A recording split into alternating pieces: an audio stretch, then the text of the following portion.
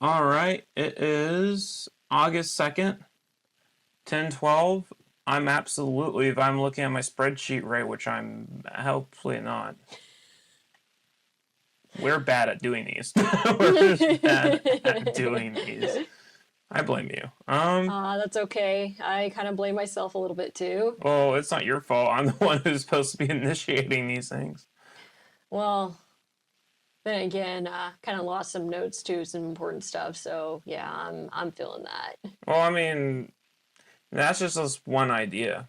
Mm-hmm. I mean, honestly though, like when people are doing anything, like either making a project or something, sometimes a lot of people get irked that they are missing that one thing that they had in their head, and then It just poof disappeared. yeah, and so we're trying to take a different approach to these, how we do them at least. We're going to try to do it 20 minutes because, well, it's a lot easier doing that. It's a lot easier to focus on a subject at heart too. Yeah. So our topic for today was creativity within. Yeah. We recently rewatched a whole Interstellar 555, which is this Daft Punk's Discovery album. Actually, you got to rewatch it. It was a rewatch. Well, first time for me. No, I probably watched it a long time ago. Anyway, I used to watch that thing a lot. I actually got in trouble for it at one point, but so when I was in high school, but that's the point. The point is, the creativity within. What did you feel about the creativity within? And it'll be the link in the description. Daft Punk's playlist. Well, what I was feeling was in the beginning. And, oh, I forgot to mention these are music videos, but they're story music videos like in Yeah. anime. But okay, continue. Sorry. Oh, it's okay. Well, what I was thinking, they seem so happy just doing what they love, and all of a sudden, I guess in a way, a music company kind of does abduct you and change your whole entire identity and life. I think it's a little. I mean, that's one view of it. I think in nowadays, like you take the weekend, like he had to get scouted. Yeah, Like he had to put in a lot for the clubs while doing a job. So he was doing two jobs, yeah, and then as the fame got there, like and the fact you don't have to work as hard. Well, you still have to work hard, but it's just yeah. more hours, right? It's a different kind of work. It's you have to sell your self image, and I thought that album really covered that Mm-hmm. in the videos. They're really pixely, so if you're like into quality, I guess go buy the AI edited upgrades that just cut all the quality off. You know what I'm saying? Like kind of like the old style Studio Bones, like where they would no, it's like the current One Piece animation, like where it's like something from the distance, Mm-hmm. like up close, it has so much detail, like one frame, but then it panders to the distance and it's like little lines and not as detailed. Like Yeah, I remember watching that album and it was just so much detail. I would feel great if we could do that one day. yeah. Just make something like that. Oh yeah, and I really liked a lot of the symbolism, like especially about the part when they're basically getting branded, Oh yeah, literally and figuratively. they were stripped of their clothes, stripped of their ideologies, and stripped of Identity. their histories, Yeah. and fed a more of a hey, we can use this to bring people in, and a lot of people are like, yeah, like Sell it. the story of them. It shows the marketability of our industries here Mm-hmm. in general. Like take magic, right? Like I only bring up magic because I've been missing playing magic, but like a lot of people have to, in order to stay current, they have to talk about the newest set. They can't just go do their own thing unless they already have the clout. Mm-hmm. And I feel like that's so. I mean, that's the only way you get noticed. Yeah. If you like doing that stuff, yeah, but not everyone likes doing the thing that gets them noticed. Mm-hmm. Um, in fact, I really feel like I don't know. I feel like being creatively within and being a good business person are just two different things. Oh yeah, and having to market yourself as an artist, you have to be both those people, and I think that's why it's so hard to do it. You know, taking a small dive into the game, um, we have done zero marketing for that. We haven't put together a marketing strategy. Our marketing strategy is bare bones as we make the demo, we give it to YouTubers, and we don't sell it anywhere because we're broke as fuck. Well, and I think the only marketable thing we've been doing is showing behind the scenes stuff that we're posting on our, well, socials. Yeah, the socials are pretty cool, but my deal is okay, so marketing and digital marketing are two different things. Digital marketing is the way you sell your presence and your brand. Mhm. You get people to see and notice you as long as they're on their phone. Yeah. And marketing is, well, I mean, you've seen the 2.5 Men skit, like where Charlie Sheen's talking to his nephew about Leverage. about leverage. If a leverage is how you use manipulate objects and move objects to your will, leverage is how you move people to your will.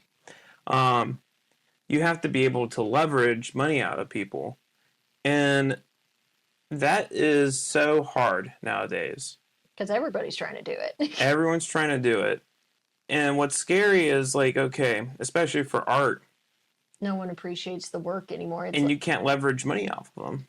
yeah, because it's like they want to will pay you nickels and dimes when it shouldn't have to be that way. Or I like the excuse of why should I have to pay for it if it's free? But some people go, oh, I like to support small town. Like I like to support local artists or small businesses. I'll give them money, but I don't like to pay for textbooks. And I'm like, textbooks are corporations. I get that, but in some weird way, how's that not the same thing? Mm-hmm. You're talking about at the end of the day not paying somebody For their work. or for a collection of works. Yeah.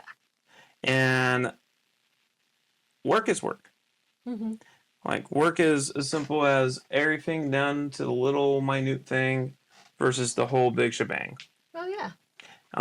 So when do we not just call an ace and a spade a spade? Well, I was talking to my mother yesterday about what it's like being an artist. It's like it. I was complaining mostly. I was saying it feels like people don't want to buy the work and they don't want to appreciate it, you know? But they have no problem saying I will spend the money I was going to give you for that, which Yeah. we're making it sound like we're just dogging on them. We're not. We're just dogging on the idea of. Like a really good example was you and me kind of tried going on a business front of selling customized Magic the Gathering cards. People loved them, but they didn't want to pay for them. Yeah, and then they're like, well, can I just have it? I'm like, yeah, just go ahead. I don't want to deal with it. I should leverage it and be like, no, if you want it, you have to pay for it. Yeah. But then I also got to, I also see these people outside probably, and that would be awkward. You know what I'm saying? And plus, they're like, oh, I'm willing to buy a $5 pack, but I'm not willing to pay you $1 just for a custom made card. Remember that? Remember how a lot of people are like, whoa, those deck boxes are cool. Yeah. I'm like, really? You like this? And then I started talking about it. And I'm like, wow. And I'm like, yeah, I just sell them for like $15. I'm like, oh, well. And they just kind of turn their nose at it. I'm like, but I'll do any color you want. Yeah. And any, but. And then the idea is, well, if it's not their thing, it's not their thing. Don't force it. Yeah. And I get it. I don't want to, well, I say I don't want to force it, but at some point, when do you not want to not force it?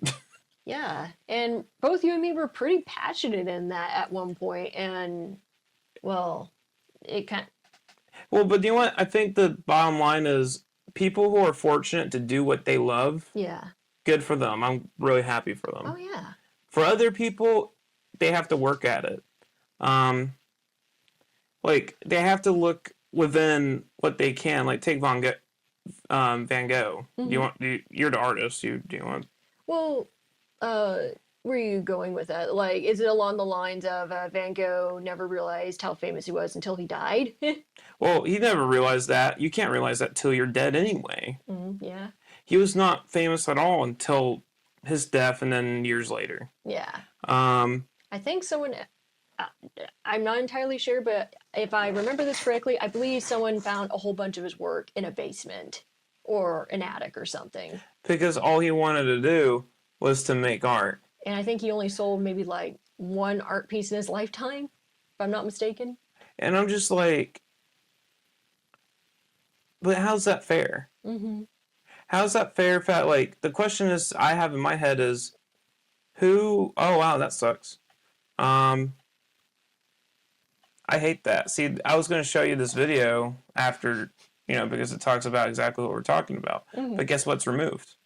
That video. Oh no. And I liked this person's approach to it all. Mm-hmm. He had a really good approach on the idea of you're a there we go. If you haven't succeeded by 30, it's probably over, right? So you click it because it's clickbaity as heck. Oh yeah. And this is a video by Pursuit of Wonder. Mm-hmm. He probably doesn't need a shout out from us, but his videos are pretty cool. But he's talking about like how all these artists do their thing and they either continue to do their job and then stop doing it, or they do it and they continue to do it. And I thought that was really cool because, he dresses the elephant in the room, the thing that no one wants to talk about. The thing, if I try talking to my friends, they're like, what are you talking about? And what I'm talking about is, how can we just, like, it's hard to see society normalize people doing work, but then someone else is going to profit off of that. Yeah. That's hard to see, and that's so hard to that should make anyone not want to create. Yeah, And the whole point of this video is not to make them not want to create. The whole point of this video is to be like the creative. I feel like the whole topic is being creative within and being marketable are two different things, but at some point they should be the same. People should flock, and if they want to support you, they should support you. And thank God we have things like YouTube and all that. Oh yeah. But it sucks how people are like, well, you can't do these certain things, and they're not breaking any really big violations. Mm-hmm. I think it's kind of like, take South Park for instance, right? Like, what was it, like last week they did the whole thing about Trump, Oh yeah. and They it was took a lot of creative liberties. a lot of it was funny. Oh And yeah. it's completely satire, and it feels like Trump and his administration took it. Maybe a little bit too on the nose. Yeah, maybe the whole damn face. And I don't know, I said the D word, but who cares? But my whole point is, how's that? Like, they get to get away with it because they're established. Oh yeah. It's hard to establish yourself, and you need a couple of things. The thing that you need is a direction. Mm-hmm. If you see like where you're going to end up, you have to be like, okay, what does it take? Mm-hmm. And for the whole Interstellar, the creativity within, to get there, to get to be famous from those characters, was they had to sell their soul. Literally or figuratively. Well, I mean, you saw it. Like, they literally changed their skin. They did all this stuff. Oh yeah, clothes, everything. More like it got decided for them in the Yeah. video. But if you like doing what you want to do, that's your only option. Now, you could be like other people where you do a job. I forgot what famous writer it was. Again, watch that Pursuit of Wonder video. And it's titled, If You Haven't Succeeded by 30, It's Probably Over. He doesn't really talk about that. He just talks about how people don't get noticed. And it sucks. Mm-hmm. But it's just part of the game. It's the game that we play. Mm-hmm. Because it's not like the fence, it's not like buildings, it's not like infrastructure where there's a direct need, they need it now, they'll throw money at it right now. Is that why a lot of artists are considered in pain? Because it's like you have to work so hard and it not to be noticed, and you lose the passion because you're basically being sold. Yeah, I mean, think of it like this. It's hard to be creative and entirely in general because you have to, first off, you have to live. That's the baseline. Oh yeah. You have to eat food, live in a building, simple as that, and sleep. Um, and the eat food and live in a building part, it's hard to do that when everything's so pricey. And I get it from everyone's perspective, right? The consumer who wants to support the art is like, I can only do $5. Hey, do what you can. But also don't, you know, it's the fact that everything costs so much that hurts the artist, especially a developing artist. If it wasn't that much to start off entirely, it's easier to do it. Hmm. But now it's more harder than ever because if you can't even afford a paintbrush, you can't paint.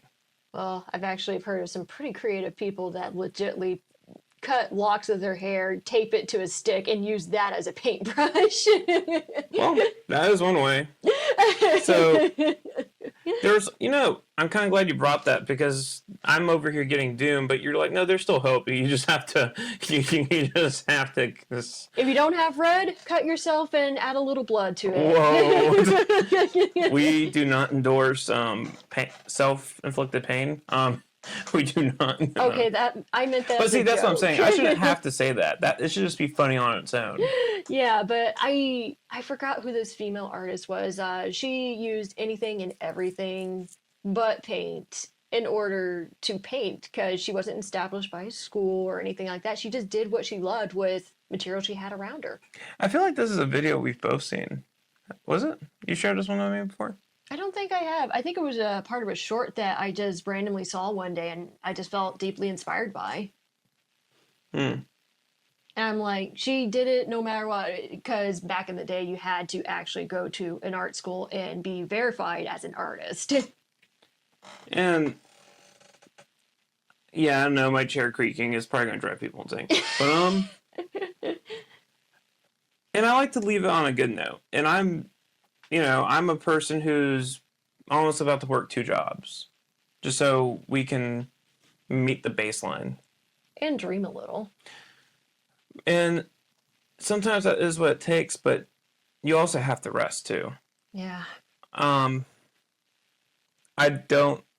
It's not fat. I don't want to make it sound like, oh, I don't know what to do anymore. It's just, I just see one option only. I do what I have to do to be happy, Hmm. to live the dream, to have my family live the dream, and to just dream in general. Yeah. You're here on this world for one purpose, and that's, well, to dream. And that's to express your creativity. You don't know who you are within until you dive in to grab it. Hmm. And that's what I liked about the Stella videos was these guys had a vibe. Yeah. Or these guys had not even a marketing, they just did their thing and They they were did what happy. they love. And people talk about that all the time, but I feel like they missed the big deal. Hmm. The big deal is you should be able to do what you love.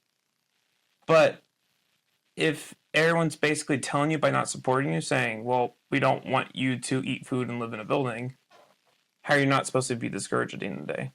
Then again, was it who was it in Daft Punk that was basically couch surfing a lot and just did it because he loved it? Oh, that wasn't Daft Punk. That was a compilation with Giovanni George. Oh. That's what that was. Okay, sorry for getting that confused. No, you're good. That'd be crazy if Guy Manuel and Thomas Bangler were like, yeah, no, we did that. And I'm like, aren't you guys married? Yeah, don't ask us how that worked out. That would be cool to hear. But yeah, I mean, I thought that was inspiring as it was, but yeah. Yeah, we're kind of coming up on the time. Final thoughts?